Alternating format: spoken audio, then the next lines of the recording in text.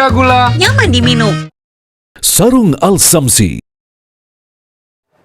Pemirsa, di Kudus, Jawa Tengah, prosesi pernikahan tetap dilangsungkan meski di tengah genangan banjir. Rekaman prosesi pernikahan di tengah banjir ini pun kemudian viral di media sosial. Di Desa Kesambi, mau acara wedding. Hari bahagia telah direncanakan jauh-jauh hari, namun banjir yang datang tak bisa diprediksi, membuat pasangan M. Firdaus dan Uma Fitriani memilih tetap melangsungkan prosesi pernikahan mereka di Desa Kesambi, Kecamatan Menjogo, Kudus, meski lokasi pernikahan terendam banjir. Mempelai pria mengaku harus menempuh perjalanan ekstra untuk menuju lokasi pernikahan yang terendam banjir. Curah hujan tinggi sejak 3 hari terakhir mengakibatkan sejumlah permukiman warga di Kudus, Jawa Tengah terendam banjir. Selain merendam permukiman, banjir juga merendam jalur pantura dan mengakibatkan arus lalu lintas tersendat.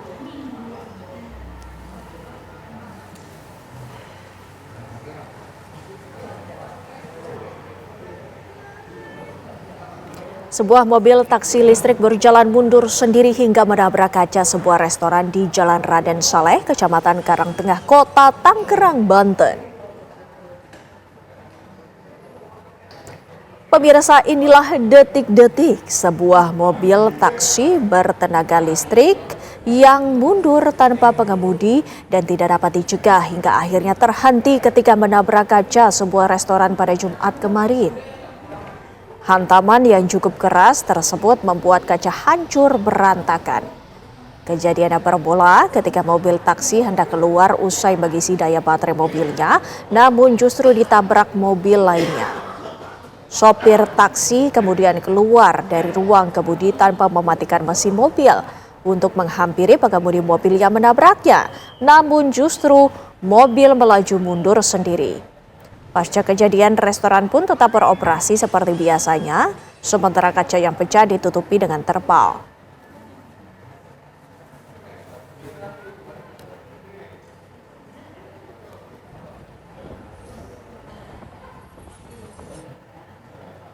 Diduga tak kuat menahan beban, sebuah truk bermuatan pasir terjun ke dasar sungai di Banjarnegara, Jawa Tengah. Evakuasi sopir truk berlangsung dramatis.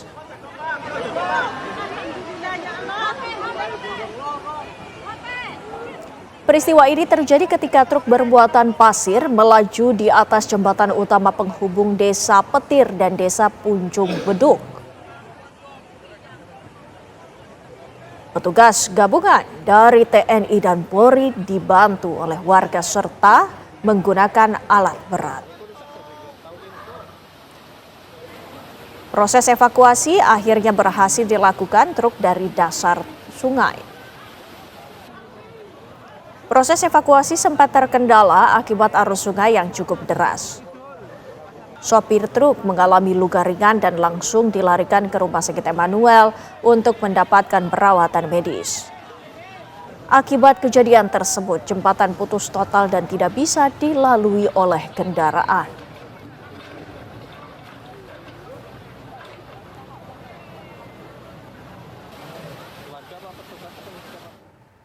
Pohon besar tumbang dan menimpa satu unit mobil yang terparkir di kawasan pendidikan Cikokol, Kota Tangerang, Banten. Petugas gabungan melakukan evakuasi untuk membersihkan material pohon yang menimpa mobil yang menutupi badan jalan. Hujan deras yang disertai angin kencang mengakibatkan sebuah pohon besar tumbang di depan sekolah, tepatnya di kawasan pendidikan Cikokol, Kota Tangerang, Banten. Pohon menimpa satu unit mobil hitam dengan nomor polisi F1262MN yang sedang terparkir di pinggir jalan. Selain menimpa mobil, reruntuhan pohon juga mengenai bagian pinggir gedung sekolah dan beberapa kabel listrik di sekitar lokasi. Proses evakuasi berlangsung selama 1 jam dan di bawah guyuran hujan deras dengan bantuan alat berat dan gergaji mesin. Tidak ada korban luka ataupun jiwa dalam kejadian ini, namun kerugian material diperkirakan cukup besar mengingat kondisi mobil yang mengalami kerusakan di bagian atap dan kaca belakang.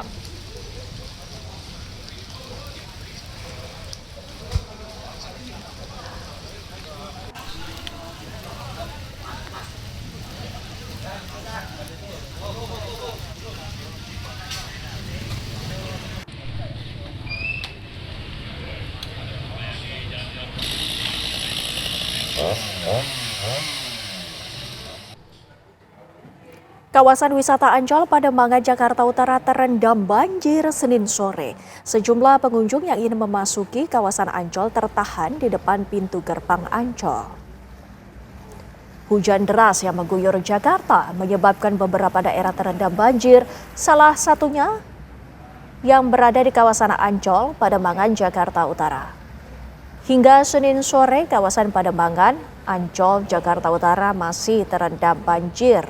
Tingginya air membuat akses jalan terputus dan tidak bisa dilalui oleh kendaraan. Akibatnya, sejumlah pengunjung yang ingin masuk ke Ancol tertahan di pintu gerbang masuk akibat tidak bisa dilalui kendaraan roda 4 maupun roda 2. Bukan hanya pengunjung, sopir taksi online pun terkena imbas akibat banjir di kawasan Ancol. Mereka mengaku tak bisa menjemput pelanggannya yang terjebak di dalam Ancol. Sementara ketinggian air di kawasan ini mencapai 40 hingga 50 cm.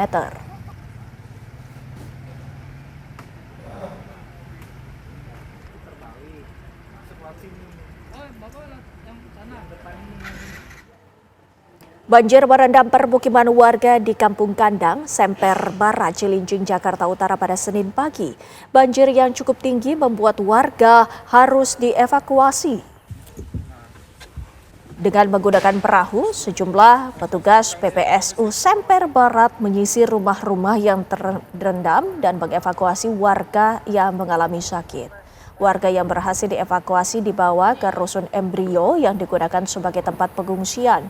Saat ini sebanyak 48 jiwa yang mengungsi. Ketinggian banjir yang merendam di kawasan Kampung Kandang ini mulai dari 40 cm hingga 70 cm pada titik terdalamnya. Diketahui terdapat 7 rukun tetangga yang saat ini terdampak banjir cukup parah. Hingga kini petugas masih berjaga di lokasi untuk mengantisipasi banjir susulan yang semakin tinggi.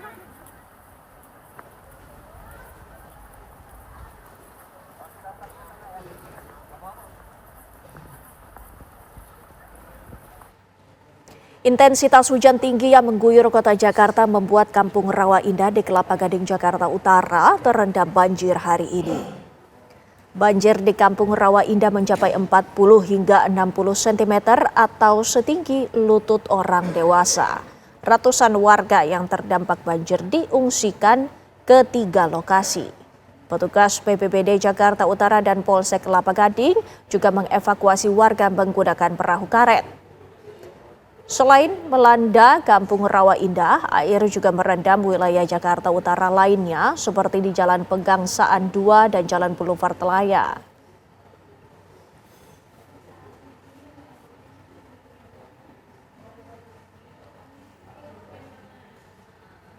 Dan pemirsa, untuk mengetahui informasi terbaru mengenai banjir yang terjadi di Kelapa Gading, Jakarta Utara, kita telah terhubung dengan reporter TV One. Sudah ada Hafsa Safira. Hafsa, bagaimana kondisi banjir saat ini di Kampung Rawa Indah, Kelapa Gading? Silakan. Ya, selamat malam Widi dan juga pemirsa. Untuk situasi terkini di Kampung Rawa Indah, tepatnya di RT 6 RW 3 Pegangsaan 2 wilayah Jakarta Utara, hingga malam ini masih terendam banjir. Kalau di titik saya mengabarkan saat ini ketinggian air sekitar 10 hingga 20 cm atau semata kaki orang dewasa. Namun semakin dalam, semakin masuk ke dalam wilayah Rawa Indah ini memang ketinggian airnya semakin tinggi. Karena memang kalau dari informasi warga ini ketinggian air mencapai 60 hingga 80 cm atau hingga sepaha orang dewasa. Dari tadi kami juga melihat bahwa evakuasi kepada warga-warga terdampak, terkhusus warga yang rumahnya berada lebih dalam, ini memang terus dilakukan dari BPD Jakarta Utara, kemudian juga dari Polsek Kelapa Gading. Evakuasi kepada warga ini dilakukan dengan menggunakan perahu, di mana memang juga sudah tersedia 3 titik pengungsian begitu, yang mana itu merupakan musola yang berada di sekitaran sini, dan setiap musola ini diungsikan sekitar 30 hingga 35 kakak yang mengungsi di musola tersebut. Selain daripada itu juga sejumlah warga lainnya ini mengungsi di rumah kerabat ataupun juga masih ada Widya juga pemirsa yang masih menetap di lantai 2 rumahnya. Dan memang kalau kami memantau bahwa memang di wilayah Rawa Indah ini memang sudah berlangganan banjir begitu, sehingga memang dari Pemprov setempat itu sudah memberikan solusi bahwa sebetulnya ada pengerukan yang sedang dilakukan oleh pemerintah setempat, namun memang belum selesai sehingga untuk imbas dari adanya hujan yang sejak pagi tadi mengguyur wilayah Jakarta,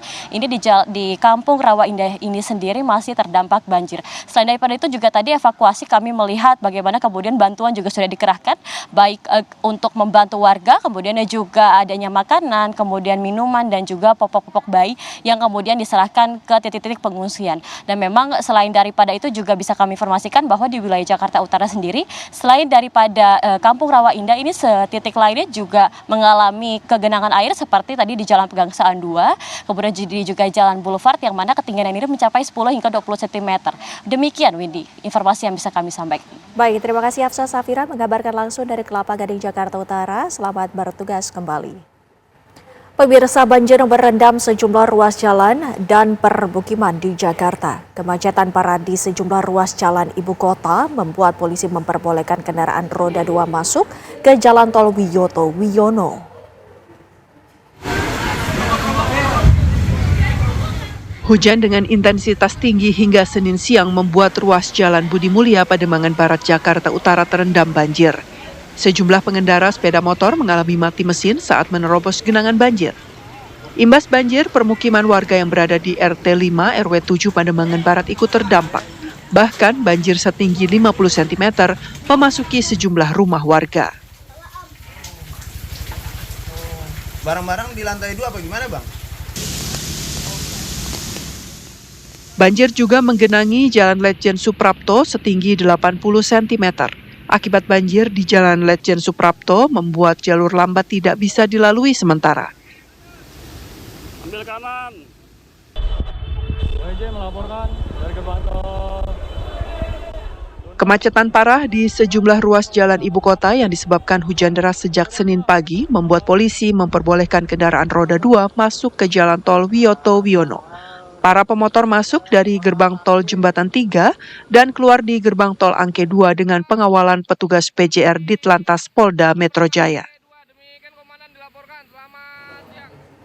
Cuaca ekstrim mengakibatkan bencana banjir dan longsor di sejumlah tempat di wilayah Kabupaten Sukabumi, Jawa Barat.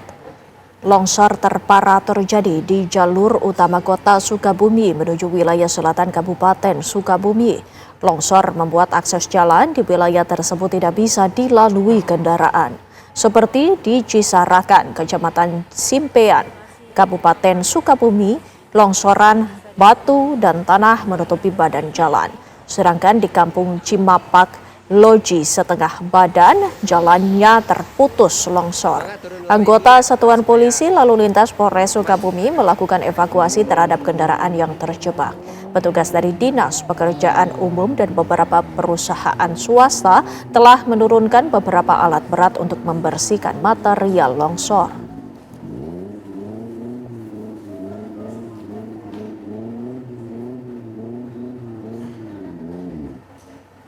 Intensitas curah hujan yang tinggi membuat sejumlah wilayah di Kabupaten Pandeglang, Banten terendam banjir. Pemirsa, beginilah kondisi banjir yang merendam rumah warga di Kecamatan Pagelaran dan Kecamatan Patia, Kabupaten Pandeglang, Banten. Akibat banjir ini, aktivitas warga pun terhambat. Warga terpaksa menerobos jalan kaki. Sementara akses jalan raya Kecamatan Pagelaran dan Patia terputus akibat terendam banjir. Banjir setinggi 50 hingga 100 cm ini akibat curah hujan yang tinggi sejak beberapa hari terakhir. Akibatnya sejumlah sungai meluap, yakni Sungai Ciliman, Cilemer, dan Sungai Cimoyan. Warga berharap agar pemerintah turun tangan membuat tanggul agar warganya tidak terendam banjir.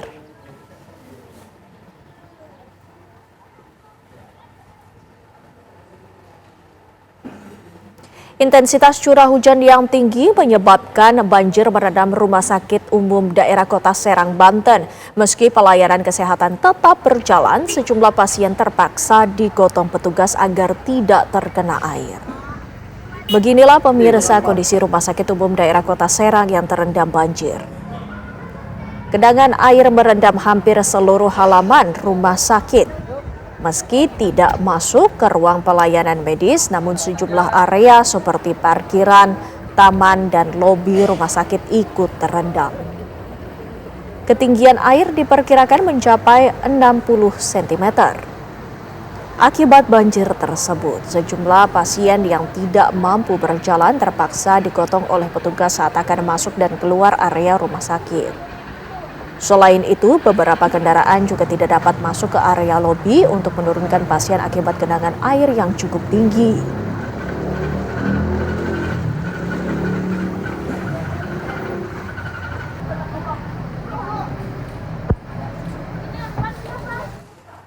Kita perbarui informasi banjir di Pandeglang dan Serang, Banten bersama rekan Andre Sopian. Andre, silakan dengan laporan Anda. Baik, pemirsa, dapat saya sampaikan bahwa memang intensitas curah hujan yang tinggi di sejumlah wilayah di Provinsi Banten ini mengakibatkan sejumlah kabupaten terendam banjir, di antaranya Kabupaten Pandeglang dan Kota Serang. Di mana untuk Kabupaten Pandeglang ini dari hasil laporan dari BPBD untuk sementara data kecamatan yang terendam banjir ada sekitar 7 kecamatan.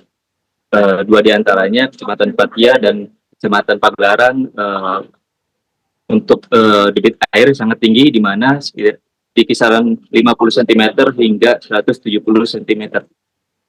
Adapun untuk saat ini atau malam ini sejumlah warga mengungsi di SD 4 Pagelaran dan musola serta majelis taklim. Kondisi banjir ini masih berangsur naik, di mana untuk cuaca sendiri masih dengan intensitas curah hujan yang rendah. Adapun untuk di RSUD Kota Serang sendiri memang tadi siang atau tadi sore saat ini telah terdapat banjir. Sejumlah pasien yang ingin melakukan perawatan atau mendapatkan perawatan harus masuk ke area lobi RSUD Kota Serang. Andre, selain dari rumah sakit, adakah fasilitas umum lainnya yang juga tergenang banjir? Nah, untuk saat ini dari hasil pantauan memang sejumlah fasilitas seperti sekolah di Pandeglang juga terdapat sekitar 5 hingga 10 sekolah yang terendam banjir. Adapun untuk di Kota Serang sendiri terpantau hanya RSUD Kota Serang yang terendam banjir. Baik, Andre Sopian, terima kasih atas informasinya dan laporannya. Selamat bertugas kembali. Ada kembali di kabar utama, pemirsa, hakim memutuskan untuk menolak nota keberatan atau eksepsi mantan Mendikbudristek Nadiem Makarim. Praktis kasus korupsi laptop Chromebook akan dilanjutkan ke tahap pembuktian.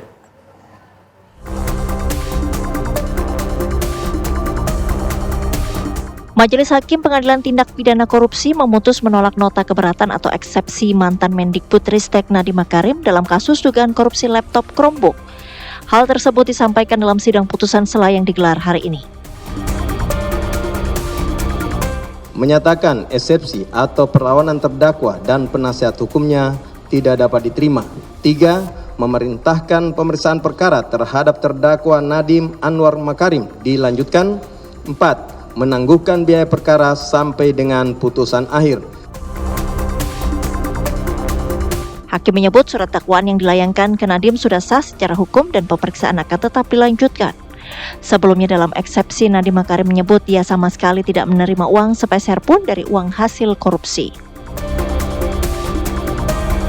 Saya begitu kaget bahwa suatu transaksi korporasi yang terang benderang terdokumentasi di PT Akad bisa masuk ke dalam dakwaan, padahal tidak sepeser pun uang tersebut masuk ke kantong saya.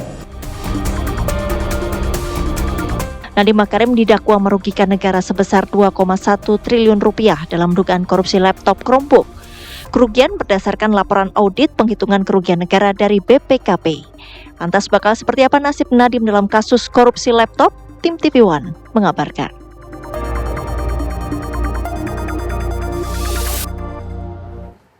Kita beralih ke kabar lainnya. Pemirsa, Presiden Prabowo Subianto meresmikan mega proyek Refinery Development Master Plan di Balikpapan, Kalimantan Timur. Proyek modernisasi kilang terbesar di Indonesia yang mengolah minyak mentah dengan standar setara Euro 5. Proyek Refinery Development Balikpapan merupakan salah satu proyek strategis nasional dan menjadi proyek modernisasi kilang terbesar di Indonesia. Di kilang ini, kapasitas penyulingan dan pengolahan minyak mentah akan meningkat dengan standar setara Euro 5. Mega proyek Refinery Development Master Plan Balikpapan juga mencakup pembangunan 2 unit tangki penyimpanan minyak mentah baru, masing-masing berkapasitas 1 juta barel, serta pengoperasian unit pemurnian LPG dengan kapasitas produksi mencapai 43.000 ton per tahun. Jadi dengan RDMP ini, kita bisa menghemat devisa kurang lebih sekitar 60 triliun lebih. Karena dia bisa menambah 100.000 barel, dengan bensin itu kita bisa menghasilkan 5,8 juta kiloliter per tahun. Konsumsi bensin kita sekarang 38 juta kiloliter per tahun, produksi dalam negeri kita itu 14,25 juta, dengan penambahan 5,8 juta maka impor kita terhadap bensin itu tinggal 19 juta kiloliter. Hari ini satu langkah lagi di bidang energi kita menuju kemampuan kita untuk mandiri, kemampuan kita untuk berdiri di atas kaki kita sendiri. Kita tidak boleh tergantung energi kita dari luar. Tidak boleh. Kita ingin merdeka dan kita mampu. Kita miliki semua. Diberi karunia oleh Yang Maha Kuasa. Tinggal kita mampu atau tidak sebagai bangsa. Secara ekonomi, Refinery Development Balikpapan diharapkan akan memberikan dampak signifikan terhadap kemandirian energi nasional dengan penghematan impor BBM hingga 68 triliun rupiah per tahun. Dari Balikpapan, Kalimantan Timur, Muhammad Idris, TV One mengabarkan. Menggunakan helikopter kepresidenan, Presiden Prabowo Subianto tiba di Ibu Kota Negara IKN Nusantara, Kalimantan Timur. Kunjungan ini menjadi yang pertama bagi Presiden Prabowo ke IKN sejak dilantik sebagai Presiden Republik Indonesia.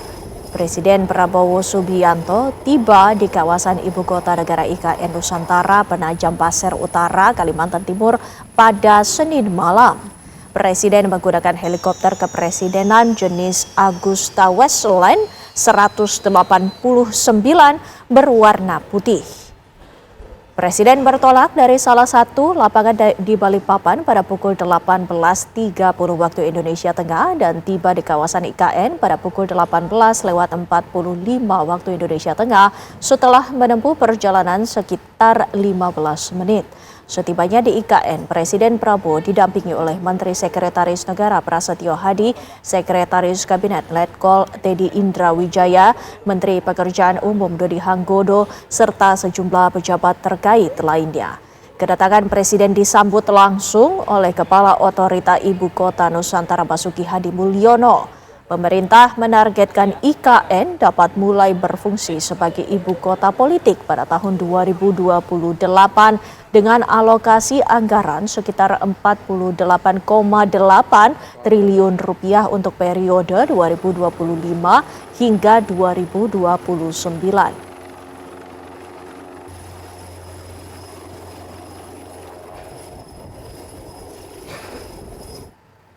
Lantas apa saja kegiatan Presiden Prabowo dalam kunjungannya ke Ibu Kota Nusantara untuk pertama kalinya pasca dilantik sebagai Presiden RI? Sudah ada Fatima Albar yang siap dengan laporannya di Ibu Kota Nusantara di Kalimantan Timur. Fatima.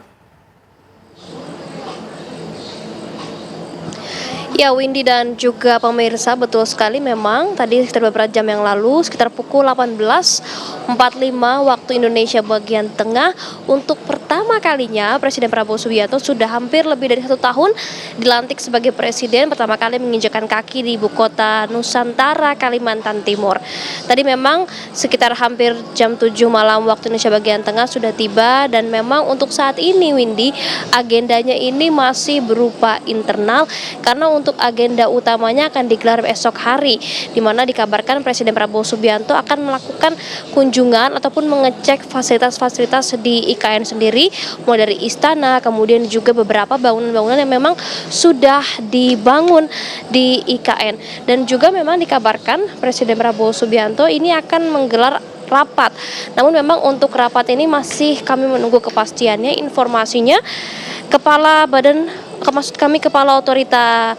Otorita IKN Basuki Hadi Mulyono ini akan melakukan pemaparan mengenai progres IKN setelah sekitar 1,5 tahun terakhir setelah Presiden Prabowo Subianto menjabat, karena memang sudah ada anggaran yang dialokasikan untuk IKN untuk 5 tahun dari tahun 2025 hingga tahun 2029. Setelah esok Presiden Prabowo Subianto mengecek sejumlah bangunan, kemudian fasilitas, dan mendengarkan pemaparan dari Kepala Otorita IKN, nantinya Presiden Prabowo Subianto langsung akan bertolak ke Malang, di mana di Malang nantinya Presiden Prabowo Subianto akan meresmikan SMA Taruna. Jadi untuk agenda IKN, agenda utamanya adalah besok mengecek fasilitas, rapat, kemudian Presiden Prabowo Subianto akan langsung bertolak ke Malang, Jawa Timur. Sementara itu, Windy. Ya, Fatimah, apakah ada pesan yang disampaikan oleh Kepala Negara menginjak pertama kalinya Ibu Kota Nusantara di Kalimantan Timur, Fatimah? Ya, untuk tadi memang kami sempat menanyakan ataupun untuk mencoba menanyakan kesan pertama dari Presiden Prabowo Subianto saat menginjakkan kakinya ke IKN untuk pertama kalinya setelah 1 tahun lebih menjabat sebagai presiden. Namun memang Presiden Prabowo Subianto memilih untuk langsung menggelar kegiatan internalnya di IKN tempat saya melaporkan saat ini. Jadi esok kita akan tanyakan update-nya langsung kepada Presiden Prabowo Subianto dan seperti apa kesannya 1 tahun terakhir, apakah ada perubahan yang signifikan dari IKN atau seperti apa nasib IKN ini, karena memang untuk anggarannya sudah ada 5 tahun yang ditetapkan oleh Presiden Prabowo Subianto sendiri. Nanti esok siang kita akan tanyakan seperti apa kesan dari Presiden Prabowo Subianto setelah menginjakkan pertama kali ke IKN setelah lebih dari 1 tahun dilantik sebagai Presiden Indonesia. Baik, terima kasih Fatimah Albar mengabarkan langsung dari Ibu Kota Nusantara, Kalimantan Timur. Selamat bertugas kembali. Polres Metro Tangerang Kota menangkap komplotan pencurian sepeda motor saat hendak mengirim 3 unit sepeda motor hasil curian ke Pulau Sumatera. Penangkapan para pelaku komplotan curanmor ini dilakukan setelah polisi menerima laporan kehilangan sepeda motor dari masyarakat. Karena udah lelah dan jenuh melihat pelaku curanmor berkeliaran di Tangerang Kota, di Jatiwung. Dari hasil penyelidikan, pelaku mengejar 3 orang komplotan curanmor sedang berada di sebuah warung di wilayah Curug, Kabupaten Tangerang, Banten. Sempat terjadi aksi kejar-kejaran karena pelaku berusaha melarikan diri saat akan ditangkap. Para pelaku sedang menunggu rekan lainnya untuk mengirim sepeda motor hasil curian ke Pulau Sumatera melalui Pelabuhan Merak, Banten. Polisi menyita 3 unit sepeda motor di wilayah Jatiwung yang hendak dikirim. Para pelaku merupakan residivis kasus serupa dan kerap mengincar sepeda motor yang terparkir di halaman rumah maupun minimarket.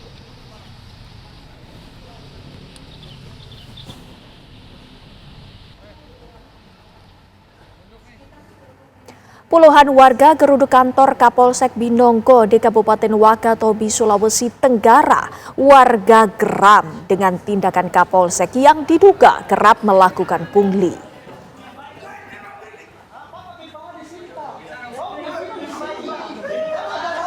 Kasus pungli!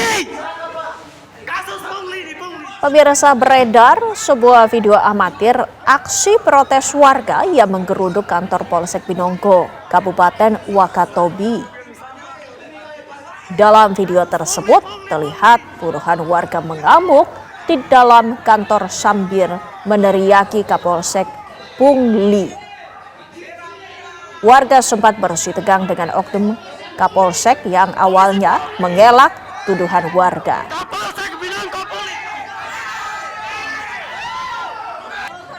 Namun lantaran situasi semakin memanas, sang Kapolsek akhirnya mengakui dan mengembalikan uang hasil pungli sebesar Rp500.000.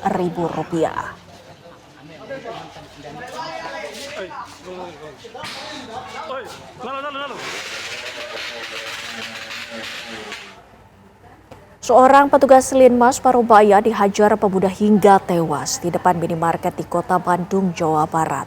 Pelaku yang mabuk kesal saat mengantre di depan kasir dan menantang korban untuk berkelahi.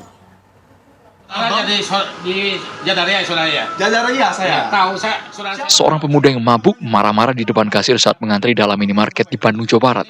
Dalam video amatir yang viral, pelaku menantang korban untuk berduel. Kayak gitu, Bapak. Namun kakek yang ternyata juga petugas Linmas ini terus menghindar dan tidak terprovokasi. Pemuda ini pun akhirnya menggiring petugas Linmas ke depan minimarket untuk berkelahi. Secara mendadak pelaku memukul korban hingga tidak sadarkan diri. Bahkan dengan keji pelaku berkali-kali menendang disertai tamparan ke pelaku yang sudah terkapar.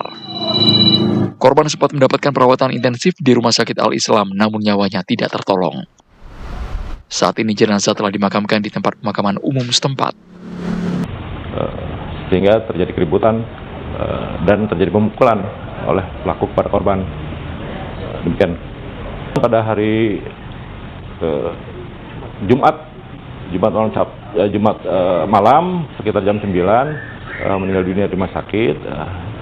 Kemudian Sabtu paginya jam 9 pagi langsung dimakamkan. Pelaku telah ditahan di sel Polsek Panjelekan untuk menjalani proses hukum lebih lanjut. Akibat perbuatannya, pelaku terancam pasal penganiayaan berat dengan ancaman hukuman maksimal 10 tahun penjara. Dari Bandung, Jawa Barat, Cepi Kurnia, TV One mengabarkan.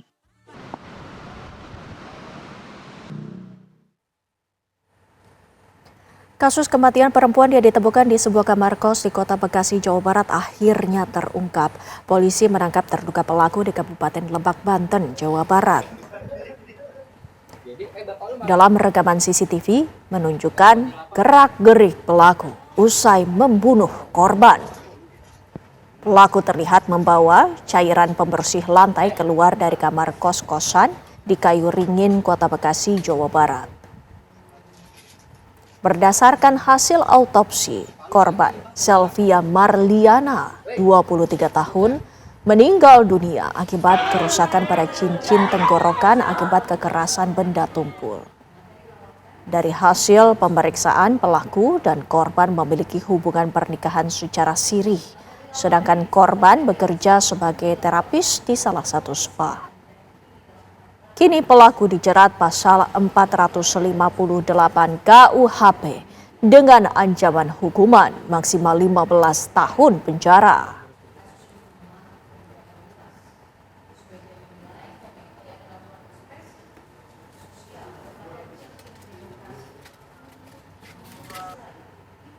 Kecelakaan maut yang melibatkan sepeda motor dan truk terjadi di Jalan Kedung Cowek, Surabaya, Jawa Timur. 1 orang tewas akibat terjatuh dari sepeda motor. Kecelakaan bermula saat pasangan suami istri yang mengendarai sepeda motor melaju dari arah Madura menuju Surabaya. Pengendara motor mencoba berpindah dari jalur lambat ke jalur cepat, namun naas jas hujan yang dikenakan korban Riana tersangkut ke bagian bak samping truk yang juga melaju dari arah yang sama.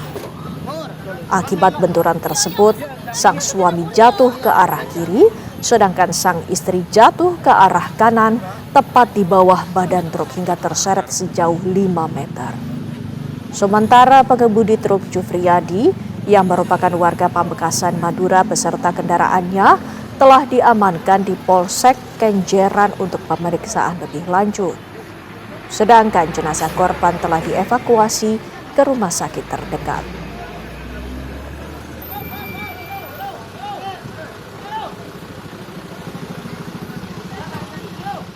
Terima kasih Anda tetap bersama kami. Pemirsa, truk terserempet kereta bandara di pintu perlintasan kawasan Green Garden Kedoya Utara, Jakarta Barat. Dari video amatir, warga nampak panik saat truk mogok ketika hendak melintas rel di mana KRL juga akan melintas. Truk sempat hendak ditarik menjauh dari rel oleh truk lainnya, namun naas tali penarik tak kuat dan putus. Truk akhirnya terserempet oleh kereta KRL yang menyebabkan bagian depan truk ringsek. Beruntung sopir truk sudah terlebih dahulu menyelamatkan diri. Kini truk maupun sang sopir sudah dievakuasi dari lokasi kejadian. Sementara kasusnya kini ditangani oleh unit Laka Lantas Satwil Jakarta Barat.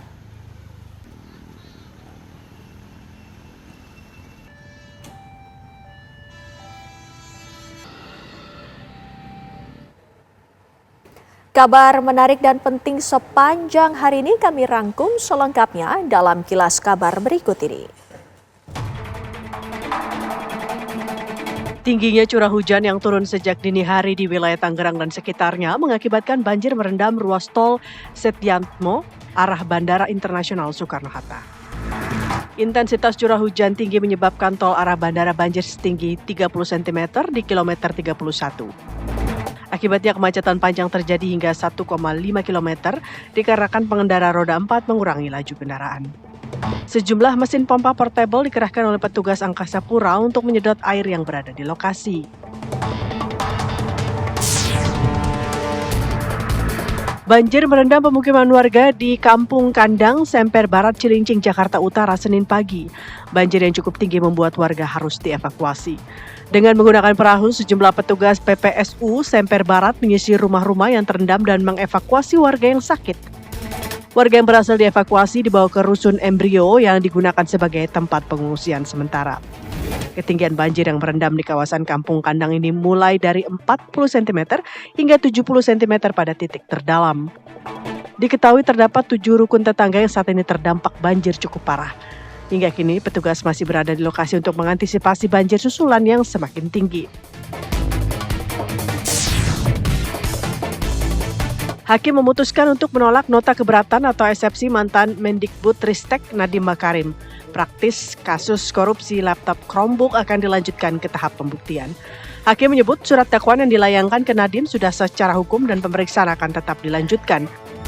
Sebelumnya dalam eksepsi, Nadiem Makarim menyebutkan dia sama sekali tidak menerima uang sepeser pun dari hasil uang korupsi.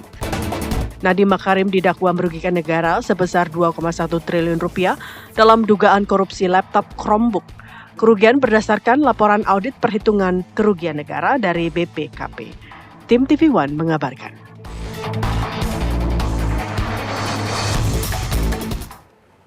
Demikian kabar utama malam ini. Jangan lupa ikuti akun Instagram kami di @kabarutama.tv1 untuk kabar penting terbaru. Dan pemirsa jangan kemana-mana, sesaat lagi Anda dapat menyaksikan kabar hari ini bersama Josephine Kezia. Saya Windy Wellingtonia pamit undur diri. Selamat malam, sampai jumpa.